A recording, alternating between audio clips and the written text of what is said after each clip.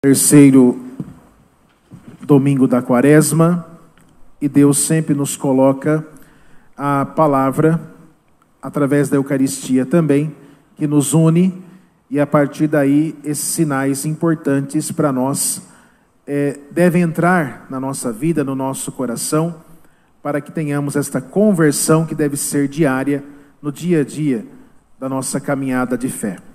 A primeira leitura do livro do Êxodo, a saída do povo do Antigo Testamento, que saiu da terra onde estavam presos no cativeiro, estavam humilhados, tristes, abatidos, na nação que dominava, que era o Egito, e dali então, Deus levanta este povo, através de Moisés, um dos líderes, tem Araão, depois tem Josué que entra na terra prometida com o povo, mas Moisés, através deste homem, Deus levanta este povo que estava decaído, triste, chateados, abatidos, aprisionados, e começa a caminhar com este povo pelo deserto, em direção a Canaã, em direção a Jericó, a terra onde corre o leite e mel, a terra da esperança, a terra da liberdade. Após atravessarem o Mar Vermelho, eles entram num grande deserto. Lembrando então que Deus abre o mar para que eles atravessem, para fugir do faraó. Eles atravessam o mar e depois eles entram num grande deserto. E durante esse deserto, é claro, o que o deserto representa? Medo, receio, fome, enfim, interrogações. Então eles passam por situações difíceis. Eis que começa então a murmuração. Eles começam a se revoltar contra Deus. Como diz o texto, eles vão dizer, olha, mas lá nós tínhamos o que comer, o que beber. Nós estávamos presos, tristes, chateados, abatidos. Mas lá nós pelo menos tínhamos algumas garantias. Como que você tem o que comer, o que beber, se você está mal, está triste, está chateado? Como que você tem as coisas materiais, se você está mal, está triste, está chateado? Então, não é uma boa comparação. Eles estavam realmente numa situação terrível. Eram escravos. Então, eles começam a dizer, mas lá nós tinha nada. Era delírio do deserto. Eles não tinham. Eram escravos. Mas para colocar Moisés, realmente, vamos dizer assim, contra a parede, para falar contra Deus, vale tudo. Então eles começaram a murmurar, olha, nós queremos água. E Moisés se vê numa situação complicada. Foi quando então ele fala com Deus, conversa com Deus, e Deus dá o sinal para que ele junte ali alguns anciãos e se dirijam até uma rocha, toque na rocha, e dali vai sair a água que vai matar a sede daquele povo reclamão. Que só reclama, que não vê os sinais de Deus na vida, que não vê os sinais do Senhor na caminhada no dia a dia, só reclama, que não vê que Deus, quando levanta uma pessoa, Ele dá o caminho, Ele não abandona. Quando Deus levantou aquele povo do Egito, Ele não abandonou aquele povo, Ele continuou com aquele povo. É claro que eles passaram por dificuldades, por problemas, e até lá em Jericó também, tiveram que cercar a cidade, enfim. Mas Deus dá o caminho. É um caminho de luta, é um caminho de conquista, é um caminho de esperança, e nós vamos ouvir bem isso na segunda leitura. Então, queridos irmãos e irmãs, nós temos que confiar em Deus. Se Ele nos levanta, e levanta a cada um de nós somos chamados a caminharmos. Temos que parar muitas vezes com esta cultura, vamos dizer assim, de reclamação. E caminhar com o Senhor na nossa vida. E ver as maravilhas que Ele faz em nós hoje, na nossa vida, na nossa caminhada de fé. Ver os sinais que Ele coloca para nós. Veja esse povo achando, então, só faltava eles colocarem o faraó como Deus. Só faltava isso. Só que o faraó batia, humilhava, fazia os filhos trabalhar, enfim, e outras situações terríveis. E lá era bom? Como isso? Então veja que as pessoas muitas vezes não estão contentes. E Deus está mostrando o caminho. Olha, é esse. Não. Poxa vida. Começa desta maneira. Então, queridos irmãos e irmãs, confiemos no Senhor. Quando Ele nos levanta, Ele dá o caminho. Se você atravessa pelo deserto, e atravessamos pelo deserto sim. Cada um de nós aqui temos o nosso deserto, pode ver. Cada um temos o nosso deserto. E nós atravessamos esse deserto sim. Mas Deus está junto de nós.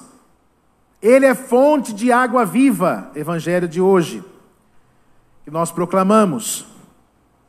Jesus está, agora no Evangelho, Novo Testamento, de João, Jesus está no poço de Jacó. E é o meio-dia, muito calor, ele para tomar água. O poço tinha um sentido também interessante, onde as pessoas se encontravam. Iam lá buscar água, um encontrava com o outro, conversavam. Então o poço de Jacó, que está lá até hoje, nessa região. E Jesus então se depara com uma samaritana. Samaritanos era quase que uma anticlasse para os judeus. Então, a palavra é um pouco pesada, mas é mais ou menos isso mesmo. Eles odiavam os samaritanos, os judeus. Odiavam. Porém, olha como Jesus é diferente. Ele é Deus. Como Ele vai fazer com esta mulher que chega para pegar água? Jesus podia ter acabado com ela naquele momento. Mas não. Ele começa o quê? Um diálogo com esta mulher.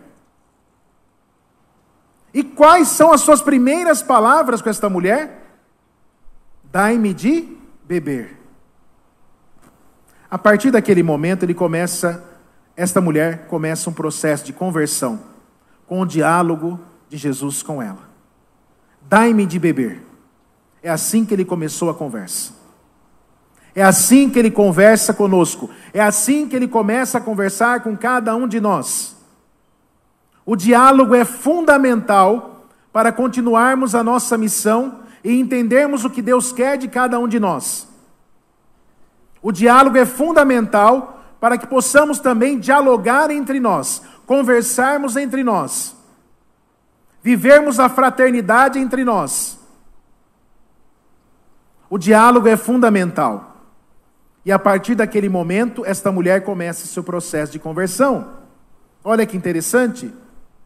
E o próprio Cristo vai dizer para ela, esta água, porque ela conversa com ele, não é que chama atenção, mas vai dizer, olha, Jacó tomou dessa água, sua família, seus animais, enfim, vários tomaram desta água.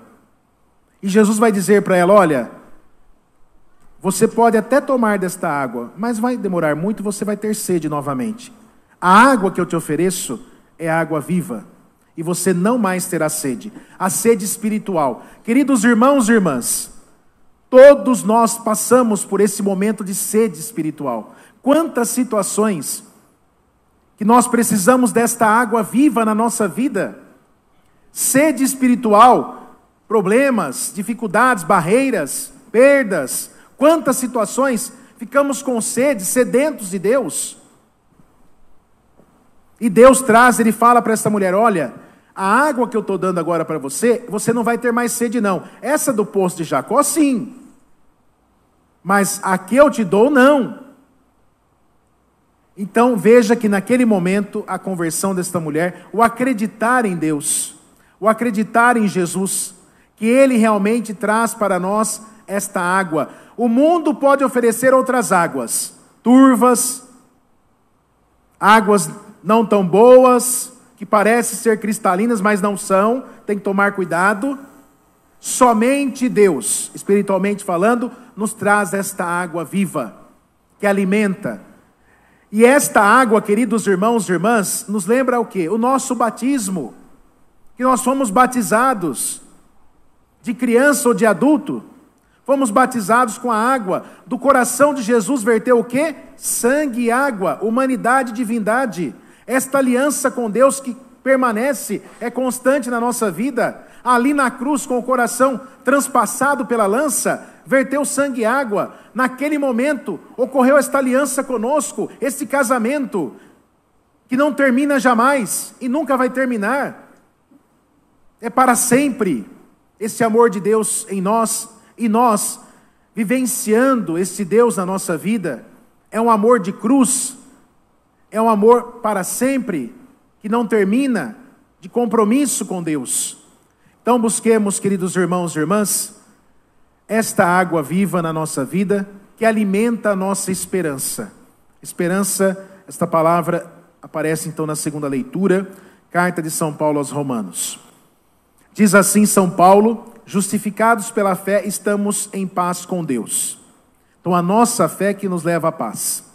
E depois diz assim, no versículo 2, na esperança da glória de Deus. Então o que me traz a paz? É Deus, é esperança. Quando eu não tenho esperança, acabou. Pense bem vocês assim, olha, eu não tenho mais esperança, então acabou. Não tem mais esperança, mas a esperança não acaba, porque a nossa esperança vem de Deus. E ela é alimentada, volto novamente a dizer, por esta fonte de água viva que é Cristo, que transforma, que muda. A esperança, ela continua todos os dias, mesmo abatidos, tristes, chateados, mesmo em tempos difíceis, a esperança de um dia melhor com Deus, a esperança de uma caminhada única para a salvação, a esperança que vem da nossa família, a esperança que eu tenho e deposito nas pessoas que elas podem melhorar, mesmo achando que não vai melhorar, mas eu não posso perder a esperança. Eu tenho que caminhar com Jesus, porque Ele também, queridos irmãos e irmãs, deposita uma esperança muito grande em você, em nós. Jesus deposita uma esperança muito forte no seu coração e na sua vida. Ele confia em nós, apesar das limitações e das situações que passamos, mas Ele confia muito em você.